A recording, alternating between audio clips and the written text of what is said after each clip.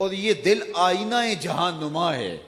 और अगर ये दिल जो है वो दिल ही नहीं है, पत्थर कल्बे सनोबरी जानवरों के सीनों के अंदर भी रखा गया है।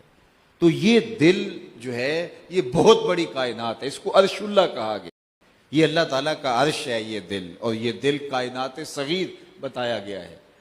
14 तबक दिले दे अंदर तंबू वांगू ताने हो, दिल दरिया समुद्रों डूंगे कौन दिला दिया जान। ये बहुत बड़ी कायनात है। और इकबाल ने कहा था खुदी का नशेमन तेरे दिल में है, फलक जिस तरह आंख के तिल में है। तो ये इतनी बड़ी कायनात, लेकिन दिल की आंखें नाबीना रह गई, दिल अंधा है। और जो अंधा रहा, कुरान का फैसला है मन काना फी हाज ही आमा फहुवा फिल आखिरत आमा व अदल्लो सबीला। जो दुनिया में अंधा रहा, कल कयामत के दिन भी नाबीना उठाया जाएगा। इससे इन आंखों की बेनूरी बिल्कुल मुराद नहीं है, इससे दिल की बेनूरी मुराद है। तो अगर कोई दुनिया में अंधा रहा, मकसद जीस्त ही ना पाया, तो फिर उसने हासिल क्या किया। इसलिए इकबाल ने कहा था दिले बीना भी कर तलब खुदा से, कि आंख का नूर दिल का नूर नहीं, आंख का नूर और है, दिल के उजाले और है। तो इसलिए फरमाया कि जिसने तज़किया किया, फिर अल्लाह का जिक्र किया और नमाज पढ़ी, अल्लाह अकबर, वो कामयाब हो गया। क्योंकि वो सजदा करता है तो सजदे का अपना सरूर है और उसकी कैफियत अलग है, उसका लुत्फ अलग है। घर में सजदा करे तो उसका अलग टेस्ट है, मस्जिद में सजदा करे तो उसका सरूर अलग है। और अगर पेशानी को सजदे के लिए हरम का सहन मिल जाए तो उसका सरूर और है। और अगर पेशानी को सजदे के लिए रियाजुल जन्ना नसीब हो जाए तो उसकी लज्जत, उसकी लताफत और है। तो हर लम्हे की, अकेले से नमाज पढ़ें उस सजदे की कैफियत और है, जमात से पढ़ें उस सजदे की कैफियत और है। और अगर मुसल्ले पर कोई अल्लाह का बंदा खड़ा हो तो फिर सजदे की कैफियत और है। तो इसलिए हमारा दिल जब नूर पाएगा, जब तज़किया पालेगा, जब तस्बीह के उजाले इस दिल का मकसूद हो जाएंगे, तो फिर जिंदगी गुजारने का लुत्फ नसीब होना शुरू हो जाएगा। वरना यह है कि उन नमाजियों का भी जिक्र अल्लाह ने कुरान में किया है, फ़वैलुल लिल मुसल्लीन अल्लज़ीना हुम अन सलातिहिम साहून। खराबी है उन नमाजियों के लिए जो सजदे पे सजदा तो करते हैं लेकिन अपनी नमाजों से ही आगाह नहीं है, नमाजों से ही वाकिफ नहीं है और नमाजों को भूले हुए हैं, फरामोश किए हुए हैं नमाजों को, लेकिन नमाज पढ़े जा रहे हैं, लेकिन नमाज नहीं पढ़ रहे। नमाज पढ़ने के बावजूद भी वो नमाज नहीं पढ़ रहे। अल्लाह अकबर। तो अल्लाह हमें वो नूर अता करे हमारे दिलों को। और वो कैसे नसीब होगा? कसरत जिक्र इलाही के साथ, सच्ची तौबा के साथ, सालिहीन की सोहबत में बैठने के साथ, कुरान मजीद की तिलावत के साथ, और पूरी हुजूरी के साथ, अल्लाह के हुजूर इल्तिजा करने के साथ कि मालिक मेरा दिल कहीं सारी जिंदगी यूं अंधा ही ना रहे, मेरे दिल को बीनाई, मेरे दिल को रोशनी और उजाले नसीब फरमा। जब सच्ची तलब होगी और उससे मांगेंगे, ये हो नहीं सकता कि वो अता न करे और दिल नूर और उजालों और रोशनियों से माला माल ना हो। तो कहा कद अफलह मन तज़क्का व ज़करा अस्म रब्बिही फसल्ला। अब ये तो एक लाहे अमल है, लेकिन इंसानी कमजोरियां क्या है कि उसकी जितनी मेहनत, जितना तरद्दुद, जितनी कोशिश दुनिया हासिल करने के लिए होती है, उतनी कोशिश उसकी दीन हासिल करने के लिए नहीं होती। और अगर हो तो उसको दीन मिले, सच्ची तलब होगी तो वो यकीनन उसको जो है वो नसीब होगा। अल्लाह अकबर। लेकिन फरमाया बल तो सिरून अल हयात दुनिया, तुम जीती दुनिया के पीछे दौड़ते हो। वल आखिरत तो खैरुम व अबका, और आखिरत बेहतर भी है और दायमी भी, ना खत्म होने वाली जिंदगी। ये दुनिया की जिंदगी और आखिरत की जिंदगी अगर मुआजना करें तो इस दुनिया के पल्ले आखिरत के मुकाबले में है क्या? देखिए ये सारी जिंदगी जो हमें हासिल है कितनी है? 60 साल, 70 साल, इतनी जिंदगी है ना। आजकल तो एवरेज 60 से 70 साल जिंदगी है। तो 60 साल अगर जिंदगी है तो उसमें रोजाना 8 घंटे अगर सोएं तो 20 साल तो निकल गई। 60 साल जिंदगी टोटल अगर किसी की हो तो उसमें से तीसरा हिस्सा सो के गुजारे तो बाकी 40 साल रहेगी, 20 साल तो यूं निकल गई। 7-8 साल बचपन की मदहोशियों के निकल गए, बुढ़ापे की जिंदगी की तलखियों का कुछ साल निकल गए। रोजाना 1 से 2 घंटा वॉशरूम में गुजरते हैं, 2 साल ये निकल गए। मेरे एक दोस्त ने मुझे हिसाब निकाल के दिया कि अगर जिंदगी की ये सारी चीजें निकाल करके साफ साफ जिंदगी बचाएं तो वो 17 या 18 साल बचती है। वो आप कसाब के पास जाते हैं या ईद कुर्बान पे जानवर खरीदते हैं तो वो कहते हैं ये जो गाय आपने खरीदी है तो 5 मन की, लेकिन जो गोश्त साफी निकलेगा वो 3 मन ही होगा। बाकी कुछ अंतड़ियों में निकल गया, कुछ उसकी खाल में निकल गया, कुछ सर में निकल गया, साफी गोश्त 3 मन निकलेगा। अगरचे अब तोलें तो अब जो है ये 5 मन की है। तो जिंदगी देखने को 60 साल की है, लेकिन कुछ सो के, कुछ धक्कों में, कोई टेंशन में, कोई परेशानियों में, कोई लड़ाइयों में, कोई वाशरूम में, कोई दर्दों में, कोई बचपन की मदहोशियों में, कुछ बुढ़ापे के धक्कों में, तो बाकी 17-18 साल गुजरे। इन्हीं को एहतियात से गुजारना है। जिसने गुजार लिया कामयाब हो गया। ये है सारी जिंदगी। चलो 60 साल ही लगा लो। और आखिरत का सिर्फ एक दिन, जब आखिरत शुरू होनी है उसका सिर्फ एक दिन, कयामत का, कुरान बताता है मिकदार 50 अल्फसना का, उसकी मिकदार 50,000 साल के बराबर है। 50 साल के बराबर नहीं, 50-100 साल के बराबर भी नहीं, 50,000 साल के बराबर एक दिन। और ये सारी जिंदगी 50-60 साल की, जरा उसके मुकाबले में इस जिंदगी को रखो तो इसके पल्ले बचता क्या है। और वो सिर्फ एक दिन, उसके बाद ना खत्म होने वाली जिंदगी शुरू हो जाएगी। मौत को भी मेंढे की शक्ल में लाके हशर के मैदान में ज़बह कर दिया जाएगा। फिर ना खत्म होने वाली जिंदगी, असल तो फिर वो जिंदगी हुई। तो हमें अपनी इस जिंदगी का बेशतर हिस्सा उसको बेहतर बनाने के लिए लगाना पड़ेगा, और उसको बेहतर बनाने के लिए हमें इस जिंदगी को बेहतर बनाना पड़ेगा। और उससे ये भी बेहतर हो गई और वो भी बेहतर हो गई। और हमने इस जिंदगी को भी बेहतर ना बनाया और ये जिंदगी भी अजियत में गुजारी। वो कहा था उसने, सागर सिद्दीकी ने, कि जिंदगी काटी है जबरे मुसलसल की तरह, जाने किस जुर्म की पाई है सजा याद नहीं। वो कहा जिंदगी बड़ी औखी काटी है मियाँ, जबरे मुसलसल की तरह जिंदगी काटनी तो थी जब जिंदगी अल्लाह रसूल के बताए हुए तरीके के मुताबिक नहीं गुजारी। तो फिर तो यही कहता फिरेगा ना, जिंदगी है या कोई तूफान है, हम तो इस जीने के हाथों मर चले। तो फिर जिंदगी जो है वो तूफान बन जाएगी। लेकिन अगर ये जिंदगी अल्लाह उसके रसूल के तरीके के मुताबिक गुजारी तो ये जिंदगी भी सामान्य राहत बन जाएगी और इसके बदले में आखिरत भी सामान्य राहत हो जाएगी। तो इस 16-17 साल को गुजारना कैसे गुजारना है, हजरत दाता गंज बख्श अली हजवेरी अलैहि रहमा के मुर्शिद हजरत शेख खतली अलैहि रहमा फरमाते हैं, अद्दुनिया यौमुन वलना फीहा सौमुन। कहा दुनिया एक दिन है और हम रोजा रख के गुजार रहे हैं।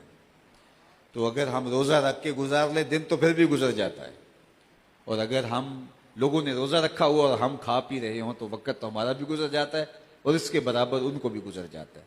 और शाम के वक्त जब रोजा इफ्तार हो रहा होता है तो उस वक्त उनको कितनी खुशी होती है जिन्हें रोजा रख के दिन गुजारा, और वो कितने शर्मिंदा से हो रहे होते हैं, यार इस मजदूर का वक्त भी तो गुजर ही गया, जो धूप में काम भी करता रहा और मैं तो इसी में पड़ा हुआ था, मेरा भी गुजर ही जाना था, लेकिन उस वक्त पछताने से क्या फायदा। तो कयामत के दिन जब नेकोकारों को देखेंगे तो बदकार कहेंगे काश हम भी इस तरह जिंदगी गुजार लेते। बल्कि मैंने तो पढ़ा है नेकोकार भी पछताएंगे। वो क्यों पछताएंगे? जब वो अपने अच्छे आमाल की जजा देखेंगे तो वो पछताएंगे जो चंद लम्हे जाया किए वो भी क्यों जाया कर दिए। आज तो सुस्तियों ने मार दिया, आज तो हमें गफलतों ने मार दिया, हिरस ने, हवस ने, ख्वाहिशात ने, इन सब चीज़ों ने हमें जकड़ के रखा हुआ है और हम अपनी मर्जी की जिंदगी भी नहीं गुजार रहे। हम ख्वाहिशात के सुपुर्द हो गए, हम नफ्स के काबू में हैं, हम शैतान के हत्थे चढ़े हुए हैं। जिस तरह वो हमें चला रहा है उस तरह हम चल रहे हैं। हम अपनी मर्जी की जिंदगी फिर भी नहीं गुजार रहे, हम नफ्स और शैतान की मर्जी की जिंदगी गुजार रहे हैं, और फिर उसके नतीजे के अंदर आखिरत भी बर्बाद हो रही है। और अगर हम अल्लाह के बताए हुए तरीके के मुताबिक ये जिंदगी गुजारें, क्या खूबसूरत है वक्त है कि रात 8-9 बजे हम सो जाएं, इशा पढ़ के सहरी के वक्त उठें, सुबह अल्लाह के हुजूर नमाज पढ़ें, फिर अपने बच्चों के लिए रिज़्क़ कमाएं, भरपूर कमाएं, और नमाज का वक्त वो सब छोड़ करके जो है वो अल्लाह के हुजूर फिर हाजिर हो जाएं। असर के बाद फिर जो है वो ज़िक्र फ़िक्र में लग जाएं, मगरब की नमाज पढ़े, इशा पढ़े, फिर सो जाएं।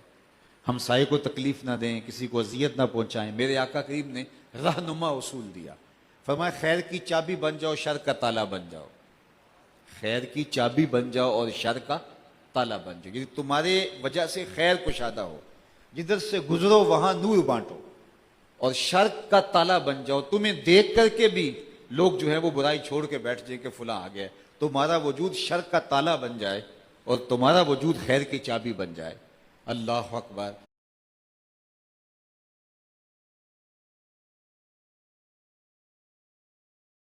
हम कर सकते हैं, ये करना चाहें, मुश्किल नहीं है। अल्लाह ने हमारे ऊपर अहकाम वही नाफिज किए हैं जो हम कर सकते हैं। देखिए, बीमारी में हम खड़े होकर नमाज नहीं पढ़ सकते, हमारे रब ने कहा बैठ के पढ़ लो।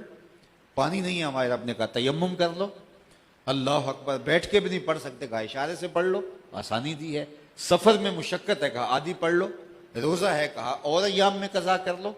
हज है, इस्तात है तो ठीक, नहीं है तो कोई बात नहीं है। माली इस्तात है, चले जाओ। माली इस्तात है, सेहत की इस्तात नहीं है, फिर भी ना जाओ, कोई बात नहीं, तो कोई पकड़ नहीं होगी। सेहत भी है, माली इस्तात भी है, हालात अच्छे नहीं है, कहा फिर भी तुम्हें माफी देते हैं, कोई हरज नहीं है।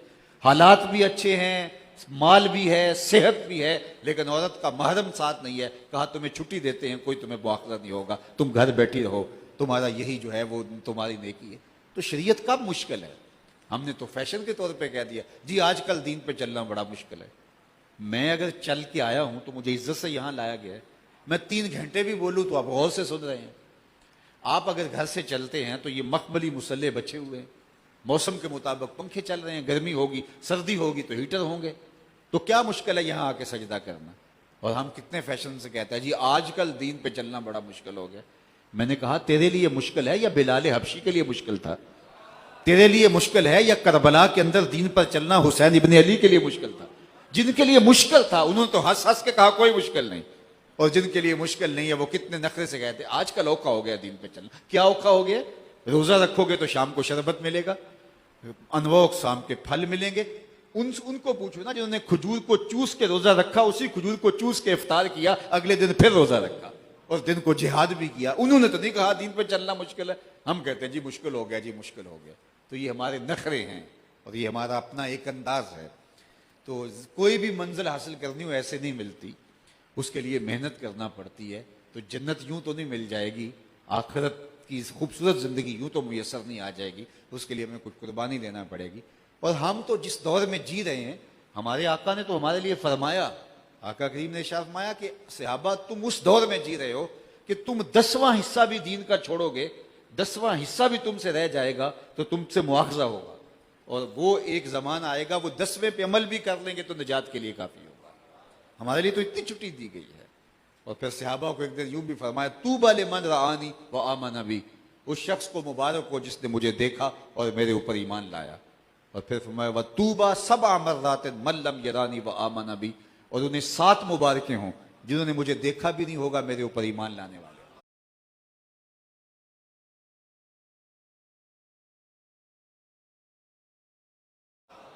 हमें तो मुबारकें दी गई हैं। तो दीन पे चलना साहिब औखा नहीं है, मुश्किल नहीं है। ये हमारे अंदर का नफ्स हमें कहता है ओ औखा काम है, रोजा रखोगे तो मर जाओगे। नहीं, ऐसा नहीं है। वो कहता है नमाज कैसे पढ़ने जाओगे? बेनमाजी को पूछो ना तो वो कहता है मेरे कपड़े पाक नहीं है। ये सबसे पहला उसका बहाना होता है, मेरे कपड़े पाक नहीं। किसी बेनमाजी को कहो, मेरे वालिद गिरामी अलैहि रहमा ने कहा कि किसी ने किसी को कहा नमाज पढ़ने जाओ तो उसने कहा जी मेरे कपड़े पाक नहीं। तो कहा तेरे कपड़े कैसे पाक हो सकते हैं? तू रब के हुजूर झुकना जो नहीं जानता, तू उसके हुजूर आना सीख ले, वो तेरा लिबास भी पाक कर देगा, तेरा दिल भी पाक कर देगा। तू आना तो सीख। एक ने कहा जनाब मैं नमाज पढ़ना चाहता हूँ, क्या करूँ? सुबह जाग नहीं आती। तो फरमाने लगे कि तुम कहते हो जाग नहीं आती, इरादा हो तो नींद नहीं आती। और फिर फरमाने लगे कि सुबह मंडी जाना हो तो जाग आ जाती, सुबह कचहरियों में तारीख हो तो जाग आ जाती है, नमाज के लिए जाग नहीं आती। कचहरियों में पेशी हो तो जाग आ जाती है, रब के हुजूर पेशी हो तो जाग नहीं आती। ये कैसी बात है? तो ये हमारे नफ्स की चालें हैं। तो अगर हम चाहें कि हम अपना तज़किया करें तो फिर हम कामयाब और बामुराद होंगे। मैं आपसे कहूँगा ये मौसम रमज़ानुल मुबारक का इंतहाई अहम मौसम है। एक फ़र्ज पढ़ने से 70 फ़र्ज़ों का सवाब मिलता है और एक नफल अदा करने से 70 नवाफल का एक फ़र्ज का सवाब मिलता है। अल्लाह ने रहमत के दर कुशादा कर दी, शैतान को बांध दिया है। शैतान बना है तो रुख हुआ ना मस्जिदों की तरफ, लेकिन कम तोला जा रहा है, कम नापा जा रहा है, गिरानी है, महंगाई है, नफ्स के मौजूद होने की वजह से। 2 दुश्मन है हमारे, एक शैतान, दूसरा नफ्स। एक दुश्मन हमारा बंद गया है लेकिन दूसरा दुश्मन हमें वरगला रहा है। लेकिन अगर हम मुकाबला करना चाहें तो मुकाबला सौखा हो गया, आसान हो गया। पहले तन्हा जान का दो दुश्मनों से मुकाबला था, अब अकेली जान का अकेले दुश्मन से मुकाबला है। अगर हम चाहें तो इस महीने को भरपूर अंदाज से गुजार करके अपने बातिन की सुथराई का सामा कर सकते हैं। हमें जो है वो कुरान मजीद की तिलावत को वक्त देना पड़ेगा, अच्छे लोगों की सोहबत में बैठना पड़ेगा, कसरत जिक्र से तज़किये का सामान करना पड़ेगा, और हमें जो है वो कसरत के साथ तज़कीर मौत का वजीफ़ा, मौत को याद करने का वजीफ़ा करना पड़ेगा। शाम के वक्त, असर के वक्त, सुबह के वक्त कब्रिस्तानों में जाया करो। हज़रत शेख अब्दुल कादिर अल जीलानी अलैहि रहमा व रिदवान फरमाते हैं, जाओ कब्रिस्तानों में जाके देखो कैसे कैसे हसीनों की मिट्टी ख़राब हो रही है। जो बदन पे चुटकी मिट्टी भी नहीं पड़ने देते थे, आज उनके कफन भी तार तार हो गए। शिकस्ता कब्रें तुम्हें इबरत देंगी, टूटी हुई कब्रें तुम्हें इबरत देंगी, और हम भी उसी मिट्टी का रिज़्क़ बनने वाले हैं। तो कभी कब्रिस्तानों को निकल जाया करें, देर तक कब्रिस्तानों में रहें और गौर करें, तफक्कुर करें, तदब्बुर करें कि हम भी यहाँ आने वाले हैं, सबको छोड़ छाड़ के चले जाना है। तो कसरत के साथ मौत की तज़कीर, तिलावत, जिक्र और अच्छे लोगों की सोहबत। बुरे लोगों की सोहबत से इंसान के दिल में हिरस, हवस, लालच, ख्वाहिशात, ये सारी चीज़ें पैदा होती हैं। अच्छे लोगों की सोहबत में बैठने से दिल नरम पड़ता है और दिल कहता है कि नहीं नहीं, मुझे ये तरीका इख्तियार करना चाहिए। तो ये मेरी और आपकी ज़रूरत है कि अच्छे लोगों को तलाश करें।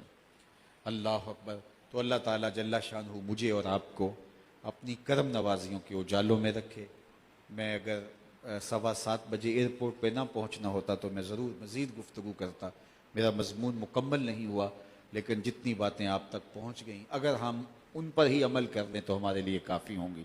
व आखिर दावाना अनिल हम्दुलिल्लाहि रब्बिल आलमीन, अल्हम्दुलिल्लाहि रब्बिल आलमीन, वस्सलातु